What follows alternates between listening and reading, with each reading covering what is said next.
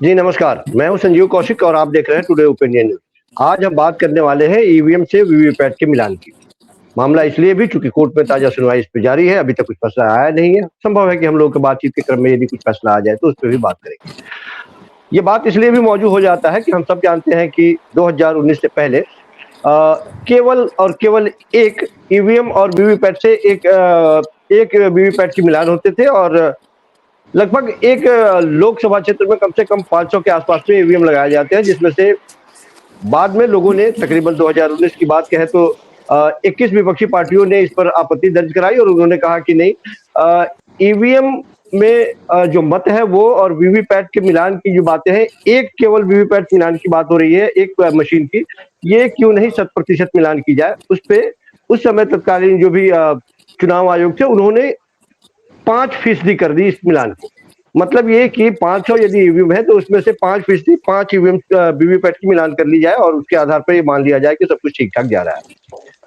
2023 आते आते 5 तक तो मामला पहुंच गई, लेकिन 2023 में एक एक्टिविस्ट अरुण कुमार ने एक याचिका दायर की और कहा कि नहीं, 100% हम मिलान की बात कर रहे हैं, क्योंकि कई बार ईवीएम में पड़े हुए मत, वीवीपैट की संख्या और वोटर्स की संख्या, तीनों को जब मिलाया जाता है तो तीनों में खामियां नजर आती है। मतलब कि ये बराबर नहीं, इक्वल नहीं आते। तो जाहिर सी बात है कि कहीं ना कोई प्रॉब्लम तो है। उस परिस्थिति में लगातार इस पर सुनवाई जारी रही और उस सुनवाई को आगे कई बार समय देते हुए ये 2023 से हम लोग 24 में आ गए हैं। कोर्ट में तमाम तरह की दलीलें दी जा रही हैं। विपक्षी पार्टियां लगातार ये बात कह रही है कि एक मत से यदि सरकारें गिर सकती है, बन सकती है, या हमारे एक मत के बारे में यदि चुनाव आयोग इतनी गंभीरता से हमें समझाने का प्रयास कर रहा है कि आप अपने मत का निश्चित तौर पर प्रयोग करें, उपयोग करें, तो आखिर हम जिस मत को दे रहे हैं, जिस किसी भी पार्टी के प्रत्याशी को यदि हम अपना मत देते हैं, तो केवल जब बटन दबाते हैं तो वो 7 सेकंड आंखों के सामने जो टिक करता हुआ दिखाई देता है, उसके अलावा हमारे पास ऐसा कोई विकल्प नहीं होता है कि हम उसे चैलेंज कर सके या हम संतुष्ट हो सके कि सचमुच में हमने जहां बटन दबाया उसी को मिला या किसी और को मिला। कई बार विसंगतियां हमने देखी हैं, इससे पहले भी विसंगतियां देखी हैं, 5 राज्यों के चुनाव में भी देखी हैं, और उससे पहले भी हमने देखी है कि कुल मतों के प्रतिशत और ईवीएम में और वीवीपैट के मिलान में बहुत सारी विसंगतियां आई है, जिसकी वजह से ये लगातार ये चर्चा में रहा। अदालत ने लगातार ये बात कहा कि ये आसान काम नहीं है। कई दलील अदालत की तरफ से और कई दलील याचिकाकर्ता की तरफ से भी लगातार अदालतों में दी गई। अदालत की तरफ से ये भी कहा गया कि यदि सारे या 100% यदि ईवीएम और वीवीपैट की मिलान किए जाए तो इस पर काफी वक्त लगेगा।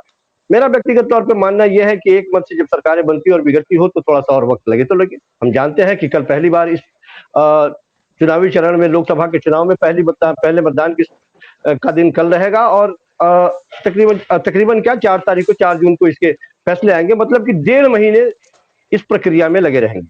तो यदि 1.5 महीने चुनाव की इस प्रक्रिया में लगे रहेंगे और यदि उस वीवीपैट और ईवीएम के मतों के मिलान में यदि 2-4 दिन और लेट हो ही जाता है तो मुझे ऐसा नहीं लगता कि बहुत बड़ा पहाड़ टूटने वाला है। हाँ, ये बात अलग है कि अब अभी तक सुनवाई जारी है और कल पहले चरण का मतदान भी सर पे है। उस परिस्थिति में ये बहुत सारे लोग ये भी कह रहे हैं कि ये आसान नहीं होगा इतनी जल्दी लागू करना, लेकिन ये मत भूलें कि गिनती के वक्त की हम बात कर रहे हैं, हम इलेक्शन होने के समय की बात नहीं कर रहे हैं।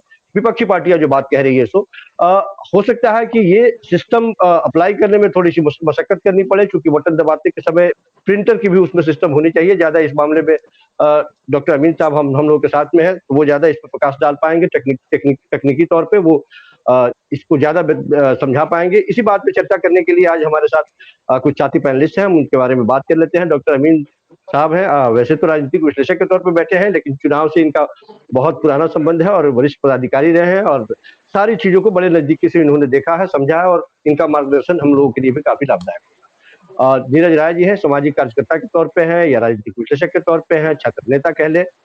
हमारे साथ अनिल चितले जी हैं, कौरिया सेना की से जुड़े हुए हैं। स्वागत चितले जी, आपका भी स्वागत। हमारे साथ सर्वेश भाई भी जुड़े हुए हैं, सर्वेश भाई का भी स्वागत हमारे साथ। और चित्रा सिंह जी सामाजिक कार्यकर्ता के तौर पर हमारे साथ जुड़ी हुई है, और साथ साथ सर्वेश तिवारी जी भी हमारे साथ जुड़े हैं। और एक सज्जन थोड़ा सा नाम में मुझे परेशानी हो रही है, जेपी लोहिया जी है, भाजपा प्रवक्ता। हाँ, भाजपा प्रवक्ता जेपी लोहिया जी। हाँ, वो लिस्ट हम नहीं देख पाए हैं और थोड़ा सा चश्मे के हिसाब से थोड़ा सा नाम छोटा दिख रहा है, इसलिए हमें जिन लोगों को सूरत से पहचानते हैं उन लोगों का नाम हमने ले लिया है।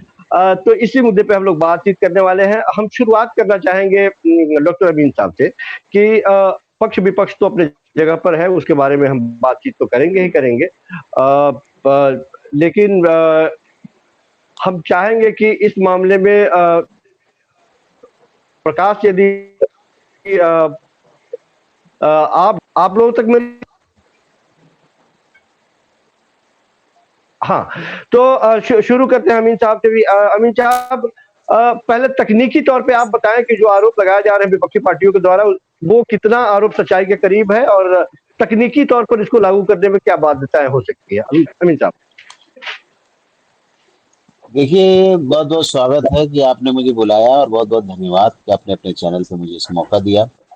मैं चाहता हूं कि आपके दर्शक और आप लोग सभी और आपके पैनलिस्ट सभी इस बात को मेरे ध्यान से सुने कि एक्चुअल में क्या है।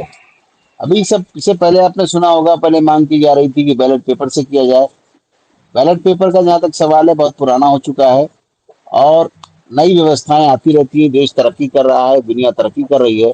उसी के साथ हमारी वीवीपैट मशीन आई और पहले ईवीएम आई और ईवीएम के साथ में ये कहा जाने लगा कि हम एक अनेक